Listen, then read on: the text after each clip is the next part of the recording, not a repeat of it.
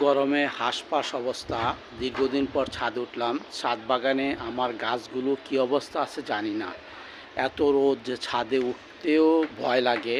কারণ হলো বিকালবেলা প্রচণ্ড রোদ থাকে, যে কারণে গাছগুলোকে ওরকমভাবে বোঝাই যায় না যে কী করব গাছগুলো নিয়ে। আসলে এই রৌদ্র থেকে বাঁচানোর জন্য বিকল্প কোনো পদ্ধতি নেই। শুধু দুবেলা জল দিয়ে গাছগুলোকে ভিজিয়ে দিতে হয়। এগুলোই এই রৌদ্রের সময় গাছকে বাঁচানোর একমাত্র উপযুক্ত। ইহা ছাড়া গাছকে বাঁচানো প্রায় অসম্ভব।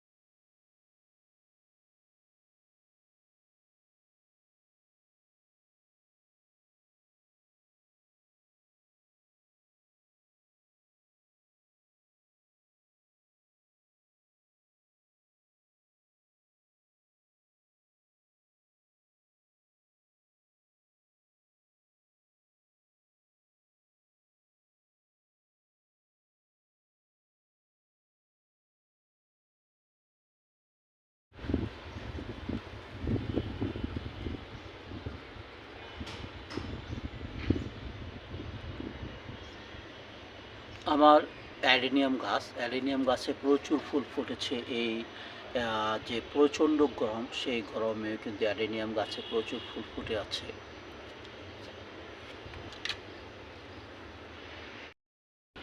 আমার লেবু গাছে লেবু হয়ে আছে। ছাদ বাগানের এই যে যে লেবু গাছে লেবু হয়ে আছে। আরও একটি লেবু গাছ, এটি গোল যে বাতাবি লেবু বলা হয়, প্রচণ্ড যে সুবাস সেই লেবু গাছটি, যেটা শরবত খাওয়ার জন্য খুবই ভালো। এই যে সেই লেবু গাছে লেবু হয়ে আছে। এবং ছাদ বাগানে যতগুলো গাছ আছে প্রায় সবগুলো গাছে মোটামুটি ফলন আছে। আরও একটি লেবু গাছ, এটাও কি বলা হয় বাতাবি লেবু বা শরবত খাওয়ার জন্য যে লেবু গাছটি, সেই লেবু গাছটি। এই লেবু গাছটিও কিন্তু টপে লেবু আছে। এই প্রচণ্ড গরমও কিন্তু ছাদ বাগানে টপে যে গাছ রোপণ করা হয়েছে সেই গাছে কিন্তু লেবু ধরে আছে। ছাদ বাগানে কাঁচামরিচ গাছে কাঁচামরিচ ধরে আছে। এটা অর্ধ পাকা এবং কাঁচা যে কাঁচামরিচ সেটা দেখা যাচ্ছে গাছে আছে। দীর্ঘদিন পরে ছাদে ওঠার ফলে মরিচ সংগ্রহ করা হইতেছে না। অনেক মরিচ কিন্তু আমার এই ছাদ বাগানের টপে এই ধরে আছে।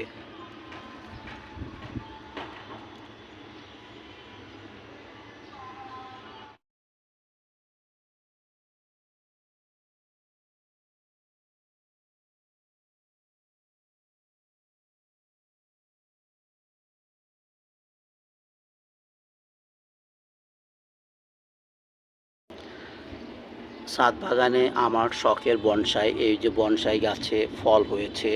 ফলগুলো অর্ধ পাকা পাকা এই ফলগুলো হয়ে আছে।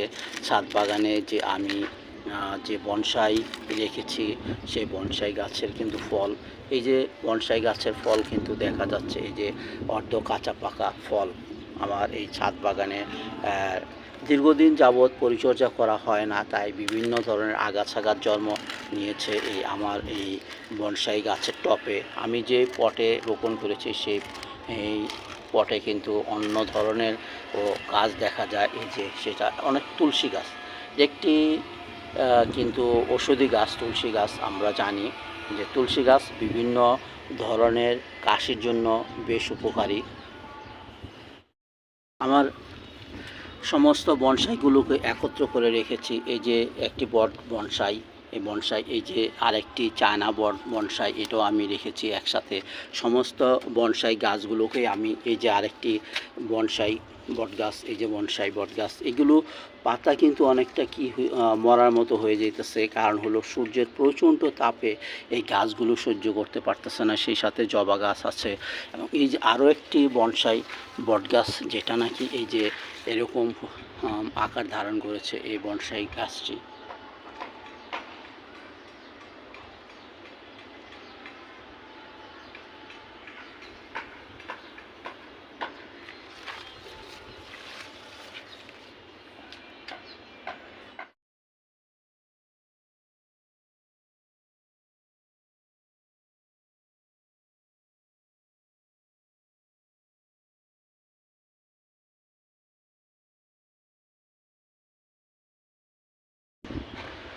ছাদ বাগানে আমার যে মাধবীলতা ফুল গাছ, সেই ফুল গাছে কিন্তু ফুল এই যে দেখা যাচ্ছে ফুল আছে, এবং সেই সাথে কিন্তু জবা গাছেরও ফুল দেখা যাচ্ছে। এই যে জবা গাছের ফুল, মাধবীলতা এবং জবা গাছ, এই যে জবা গাছটার গোড়াতে কিন্তু বিভিন্ন ধরনের আগাছা জন্ম নিয়েছে। এই যে জবা গাছের ফুল আছে, এই যে জবা গাছটা, এই জবা গাছটা কিন্তু আমি বনসাই করেছিলাম।